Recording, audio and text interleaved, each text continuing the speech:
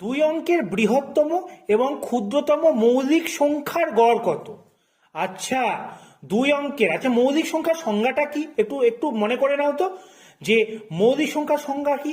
মৌলিক সংখ্যা হলো সেই সংখ্যা যে সংখ্যাকে এক দিয়ে এবং সেই সংখ্যা দিয়েই ভাগ করা যায়, অন্য কোনো তৃতীয় সংখ্যা দিয়ে ভাগ করা যায় না।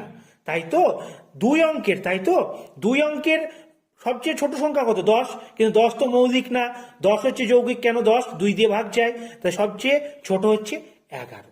ঠিক আছে, সবচেয়ে ছোট দুই অঙ্কের মৌলিক সংখ্যা 11, আর সবচেয়ে বড় হচ্ছে 97 এদের গড়, গড় মানে কি? যোগ করে 2 দিয়ে ভাগ, যেহেতু দুটো সংখ্যা তাই 2 দিয়ে ভাগ।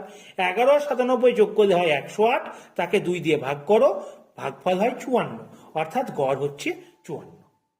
ভালো লাগলে চ্যানেলটিকে সাবস্ক্রাইব করো এবং চ্যানেলের সাথে জুড়ে থাকো আর অনেক নতুন অঙ্কের